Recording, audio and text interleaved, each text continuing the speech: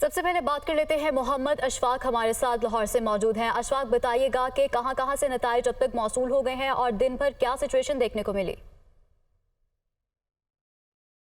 जी बिल्कुल, लाहौर में मजमूई तौर पर 5 हलकों में ज़िमनी इलेक्शन हुआ है, जिसमें 4 हलके सूबाई असम्बली के हैं और एक कौमी असम्बली का हलका था। यहाँ पर आज ज़िमनी इलेक्शन हुआ, पोलिंग का अमल मुकम्मल हुआ और ये जो पाँचों हलके हैं ये मुस्लिम लीग नून के छोड़े हुए हलके हैं और यहाँ से मुस्लिम लीग नून के उम्मीदवार कामयाब हुए थे। हलका NA 119 से मरियम नवाज़ कामयाब हुई थी, तो जब उन्होंने सूबाई असम्बली का हलका रखा तो फिर उन्होंने NA 119 छोड़ दिया। तो अब की जो ताज़ा तरीन अपडेट्स ये हैं कि इसी हलके से NA 119 के ज़िमनी इलेक्शन में अली परवेज़ और उनके मद्दे मुकाबिल सुन्नी इत्तेहाद कौंसिल के शहजाद फ़ारूक उनके दरमियान मुकाबला हुआ है। तो अब तक अली परवेज़ को वाज़े तौर पर बरतरी हासिल है। इसी तरह से PP 149 की बात करें, PP 147 की बात करें तो यहाँ पर भी मुस्लिम लीग नून और IPP के जो उम्मीदवार हैं शुएब सदीकी, वो इसमें आगे दिखाई दे रहे हैं, उनको बरतरी हासिल हो चुकी है।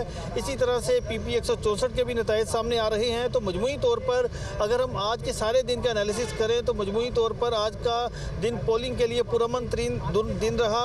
इक्का दुक्का वाक़यात लाहौर में देखने में ज़रूर आए, जिसमें हल्का PP 149 के पोलिंग स्टेशन नंबर 127 में जहां पर प्रिजाइडिंग ऑफिसर ने जो पोलिंग एजेंट थे उनसे फॉर्म 47 कबल अज़ वक्त उनसे दस्तखत करवाए, तो वो मामला भी मीडिया के सामने आया और वीडियो भी वायरल हुई। फॉर्म 45 से रिटर्निंग ऑफिसर को भी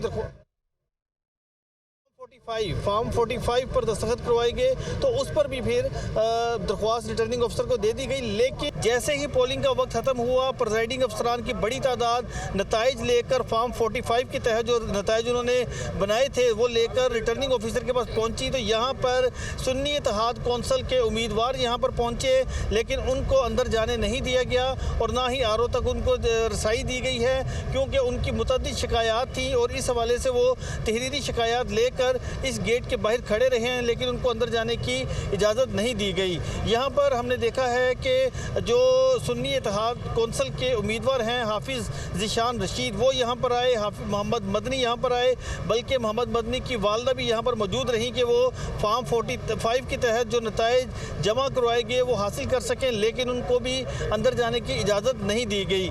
तो ये सारी सूरत हाल रही और साथ ही साथ एक जो इलेक्शन कमीशन की जानिब से नताइज जारी करने का मैकेनिज़्म बनाया जाता था, सेंट्रल एक कैंपस बनाया जाता था जहां पर पूरे पंजाब से पोलिंग स्टेशन वाइज नताइज सामने आते थे, अपलोड किए जाते थे फॉर्म।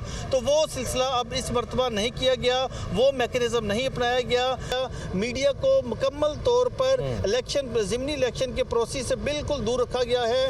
हालांकि जो इलेक्शन कमीशन की जानिब से कार्ड बनाए गए, एक्रीडिशन कार्ड बनाए गए, उन कार्ड को दिखाने के बावजूद पुलिस एहलकारों का कहना था कि हमें आला अफसरान का ऑर्डर है, हम आपको अंदर जाने की इजाज़त नहीं दे सकते।